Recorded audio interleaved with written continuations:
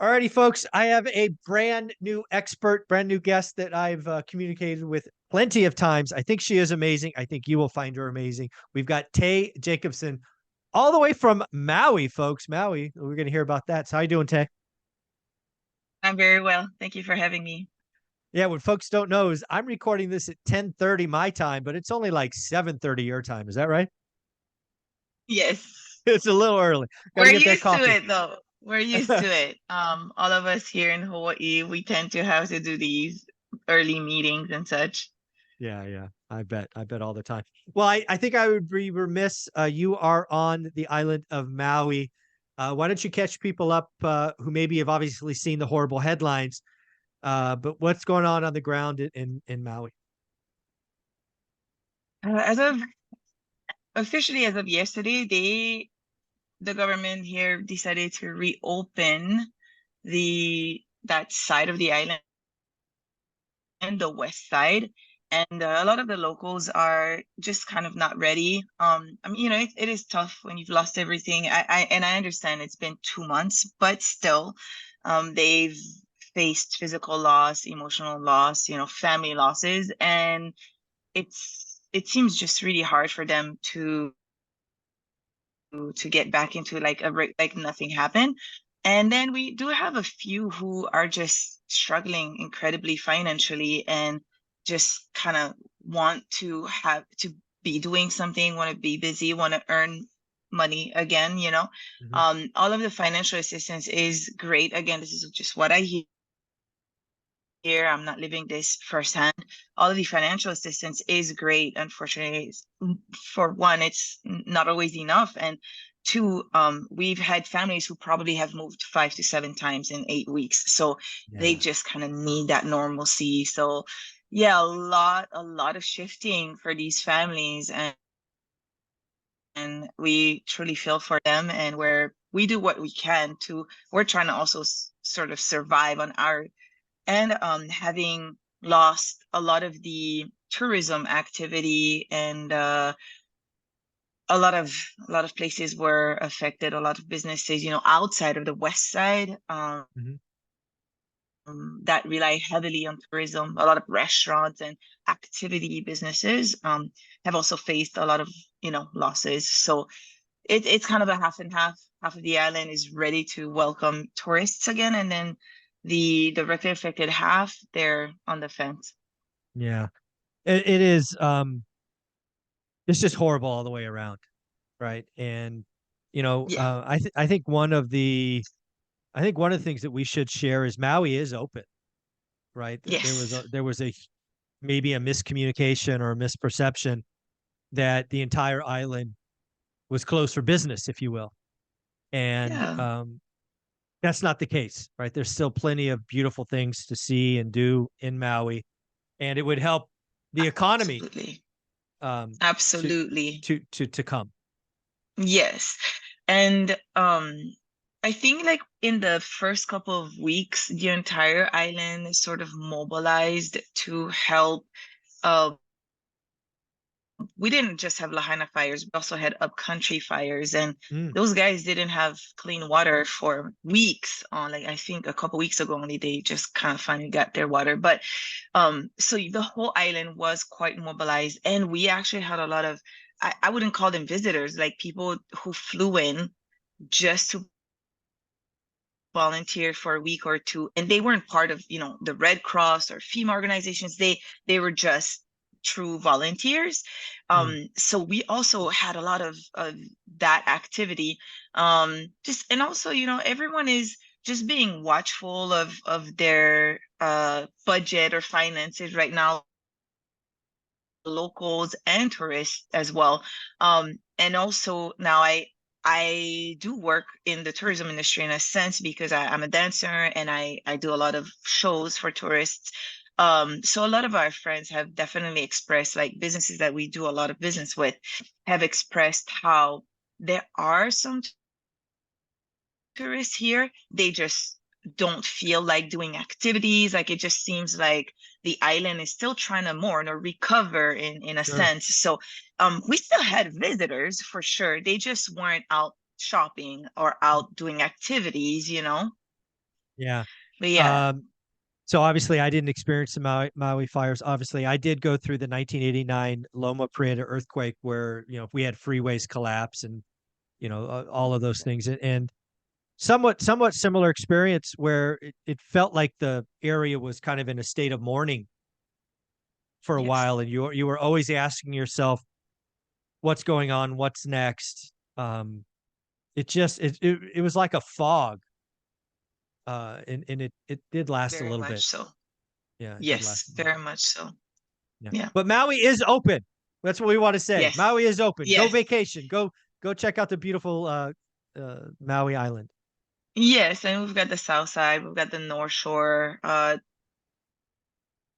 Winter's coming up, so we're gonna have a lot of surf, and usually that's when we see a lot of the surfer community come Okay. in, yeah, with their filming crews and such. Yeah. And it's whale season, and it's beautiful here. Like the whale season is just amazing, sunsets and such. Yeah, Yeah. Folks, if you have a chance, an opportunity, you're in a position to do it, make sure you put Maui on your travel destination. You'll get a great experience, for sure. see a lot of very special things, and you'll help a community get through this very Yep. trying time. There is no smooth Yep. way to transition, but we're just going to do it. We're going to transition, Tay, to your story. You are a real estate investor. Why don't you kind of give us a brief history of how you got started in this crazy world of real estate investing? How I got started, just basically seeing a few of my friends who owned a few rentals, and they were so excited that they were always sharing about it, and have told me they were actually co-workers of mine, and just really encouraged me to just get started, do like one thing, and then it might lead to something else, and or you might not like it, but owning real estate across the board is usually a positive thing. And I'm like, okay, cool. So I started learning. I'm very much a person who needs to learn, like needs to sort of like not test the territory, but I need to observe a bit. So I did that for a bit, and definitely bought a course and learned as much as I could. Didn't take much action, but a lot of it was fear and self-limiting beliefs. And then right, honestly, right before COVID hit, I just felt like it was time, and my husband and I had a conversation, and we were like, all right, let's do this. This is what I'm going to do, this is what you're going to do, and let's go for it and see. We felt okay to get started. Now, one thing that I think a lot of people will hold that sort of against themselves is being in debt. I was able to start investing in real estate being in debt, and it's simply because I learned the art of private money lending. Now, I do not recommend this for everyone. I do not recommend everyone to start off doing that. I was very fortunate that it really truly worked out, and I felt comfortable with how I've been handling my finances getting out of debt. So I decided to invest in real estate using private money lenders, and definitely use the BRRRR strategy, the refinancing portion to pay everyone off. And it truly worked out. And I still own cash flowing assets that are not paid off, but private Yeah. money lenders are Yeah. paid off on Cashed those. out. So yes, but it doesn't come with that little bit like of added stress of, oh my gosh, I need to make sure my numbers are correct. Like it makes, in my opinion, for me, it made it even harder to get started, because I'm like, okay, I do not have the money to use as a down payment, but I do have someone who's willing to lend. And okay, like, is this a 6 month deal? Is this a 12-month deal? I really needed to kind of have my plan, sort of like a business plan in Yeah. place, and really respect my business plan in order for that to work out. And it did. And I learned so much from the first couple of deals, and I was able to do more. Yeah. Well, let's try to get a timeline going. So when you had that conversation with your husband and you got committed, what year was that? So December 2019 is when we had that serious conversation, and we sort of laid out roles and who's gonna do what. Okay. And then was it February or March, at least here in Hawaii, is when COVID hit. Yep. So at that same time, I told my job that I was going to go sort of like an on-call schedule, and I really wanted to devote a lot of time into real estate, Okay. and everything just happened one thing after the other. I ended up by March 2020, I was working 1 or 2 days a week, and I was homeschooling sort of. My daughter Yeah. had school on Zoom, remote Mm. school, and all day, that's basically all I did. Learn, network, and take action. I would, anyway, that was March. And the first deal, I ended up doing a wholesale deal. First deal was, I think, in the summer, was July or something. Second deal was at the very end of the year. So in Okay. 2020, I had 2 small wholesales. And I was doing a lot more of the hands-on learning, not just the book, reading books and watching courses. It was actually taking action. And it is in 2021 that I felt confident enough to raise private money and start buying bigger deals and perhaps a deal for myself. And I ended up buying 3 rentals that year. We did 2 really quick fix and flips. We sort of call them wholesale, buy, Mhm. clean, and list. Yeah. We Yeah. did that. And those were quite lucrative and allowed me to pay off my debt, my So 150K debt. wow, that is awesome. So, were you doing this in Maui or the state of Hawaii, or were you doing out of state, or where was all this action taking place? All of it was in Maui. Yes. Maui, and driving for dollars. It was the market that I truly knew everything about. And um, now just remember that was COVID Sure. 2020 and 2021. So, you know, you could sell something with 100 to 200K over asking at that time, Mhm. which was happening. Like we were selling our properties way above asking. So it truly helped on the profit side at the end of the Yeah. day. Um, and then by the end of 2021, because I was networking so heavily, I was able to buy a rental out of state and learn through that process. Like that was almost back to square one, Yeah. relearning a new strategy. Or I mean, learning a brand new strategy, which was out of state, building a team and Yeah. building also that confidence to Yeah. take action out of state. Yes. So now that you've done both, because I've never done out of state, right? I've been in one market for 20 years. I've never had to learn a second market. I guess I'll ask this: why did you divide the focus? Why you had success in Maui? Did it just become too expensive, or what was the driving factor to pick another market? A couple of things. So definitely the market was changing so much that now all of our sellers wanted 200K over asking as well. All of our leads here. And the other reason was because I wanted to invest using private lenders here on Maui. To make one deal happen, you have to raise 300K to maybe half a mil. Oh, okay. Whereas in the Midwest, I could start investing with raising $50,000. Yeah. And there was more volume, but it definitely was a different quality market as well, I will say. I definitely learned a lot. I went into Indianapolis, which is Midwest, and Mhm. labor cost is lower, material cost is lower, and then obviously property costs are lower. Um, but also uh, appreciation is way slower than here on Maui. So I definitely have had to really rethink where I'm going to focus. And I do enjoy both, like here, local investing and out of state for several reasons. I feel like locally, I definitely have way more control over everything.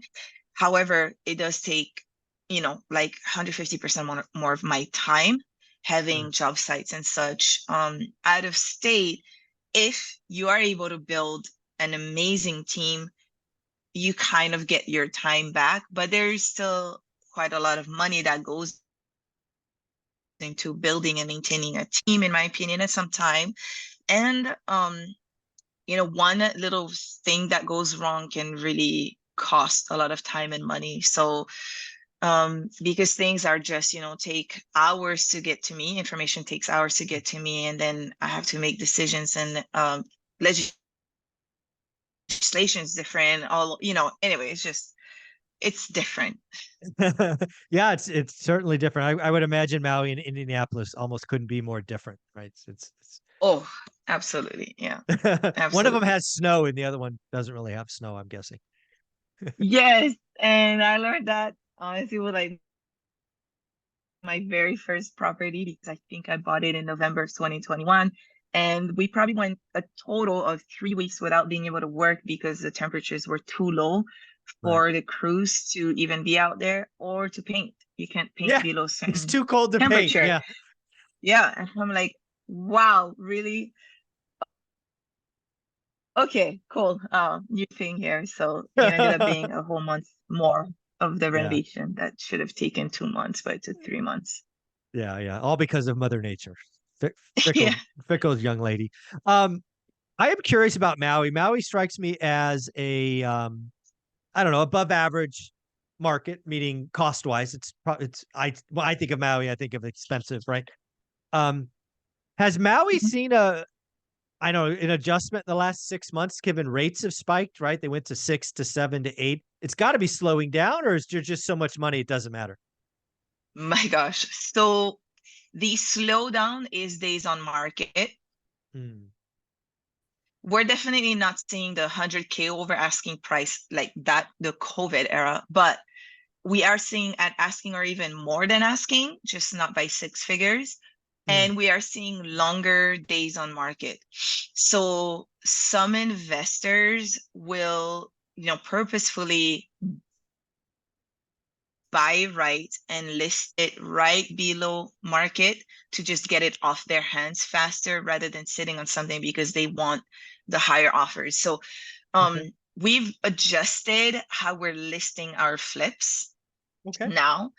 And also the other thing that a lot of us are doing is after renovations, we run a whole other inspection again and make sure that every little item, yes, because as you can imagine, when we're in that million plus Yeah. market, now buyers can ask for, and this and that and repair this and I want that credit. So Hmm. we are, delivering, like, it's no longer slap some paint and list it and get 100K over asking. Now it is, you are, which is a good thing in my opinion. Like, now we are held accountable and we are delivering a good product that truly is worth, a million or 1.5, and it will last these people for 30 years, right? So I think it's a good thing. I mean, it was nice to be a seller Hmm. in that COVID market. Yeah. Very beneficial for me, and it allowed me to buy rentals out of state and such. However, now we're seeing so much more quality product being offered, and even sellers, the non-investor sellers, they are, they're making sure that it's clean. And if it's a home that needs a lot of renovations, they are listing it accordingly, like, true value. They're, nobody's really trying to get 5,000% profit margin anymore. So, Yeah. Yeah. What I would but type yeah, from that as far is as the adjustment is on the just market. just slowing. It's slowing down, not stopping, just Mhm. slowing down. Yes. We still don't have a lot of homes being listed because I think a lot of sellers are like, I just missed my mark. I could have sold this for 2 Mhm. million. Now probably need to sell for 1.5. So there's still such a high demand Maui is not only receiving a lot more people, but we're growing. The population is growing tremendously. And we're seeing, I don't know if you know this about Hawaii, but we're very attached to our land. Land value here is so high. I mean, I just looked at a property, it's a half acre, just the land itself is over $700,000. And the dwellings, there are 2 dwellings on that property. And so land value is so high.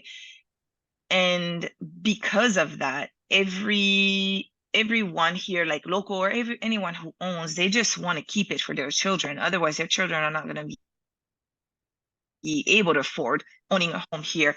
So a lot of people are hanging on to their properties, and they are just planning on passing it on to the next couple generations.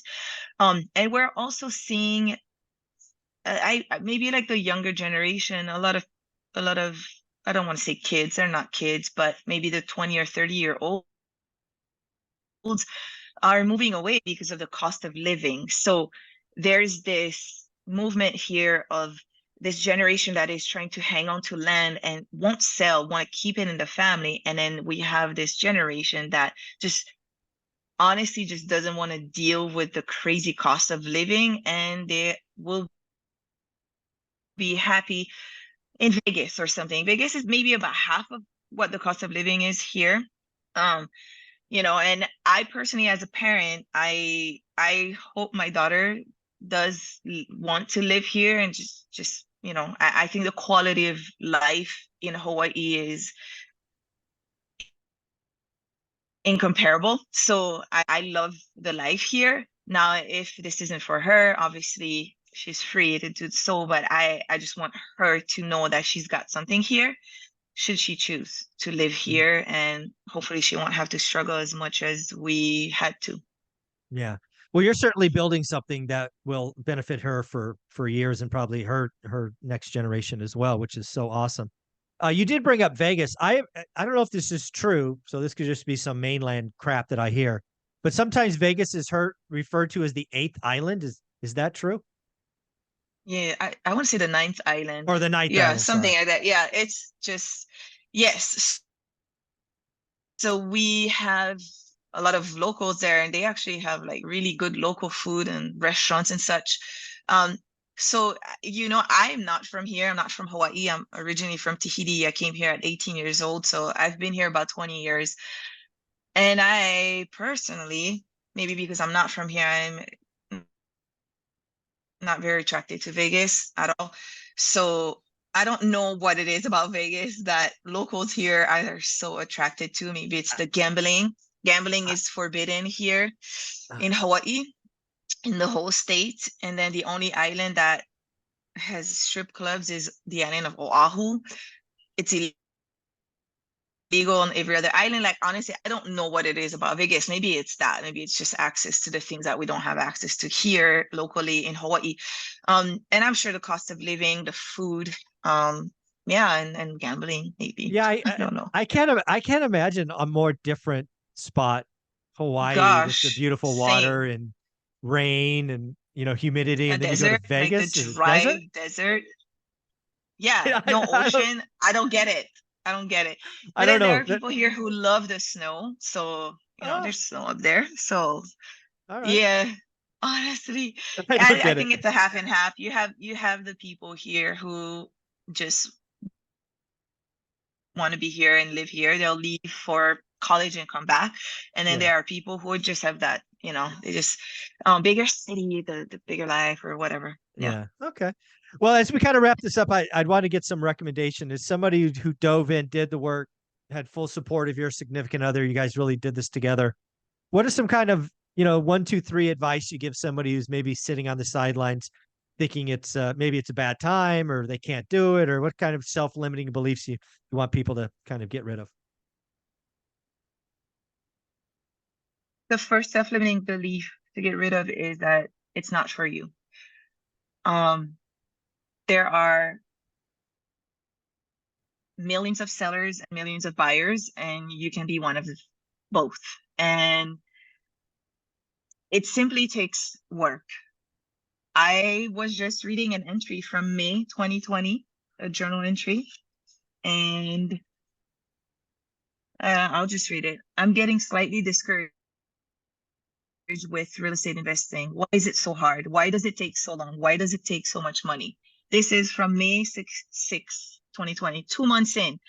And I had all of these thoughts, and I can't tell you enough. The self-limiting beliefs are a true parasite that you need to rid yourself of. The second thing is thinking that you need to know everything before taking action. Now, so many books, just like yours, Mike, so many books are literally the textbook. The textbook. But your true test is by truly taking action. Like, make that your SAT or something. Make the offer, go through the due diligence, and it might take 10 offers and all of the time and effort put into 10 offers to learn exactly how you're going to get that 11th best unicorn offer or deal. But you don't learn as much as through taking action. I can't say that enough. I've read lots of books, not in the hundreds, but lots of books, and nothing compares to taking action. Finally, I will say that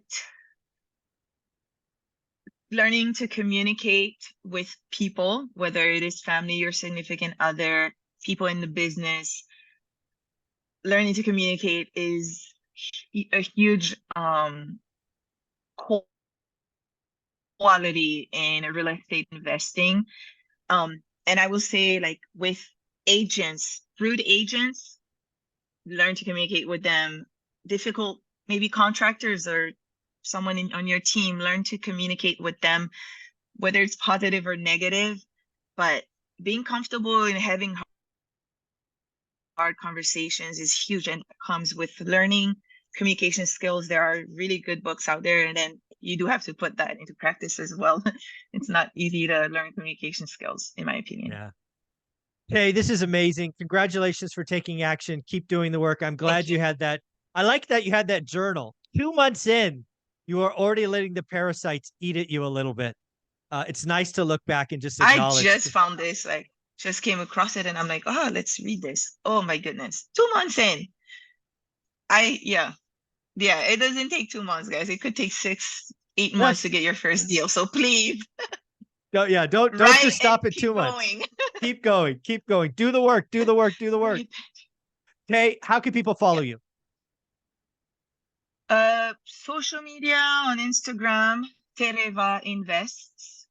That's kind of my thing. I'm not huge on social media. I am still the person in the DMs and such. So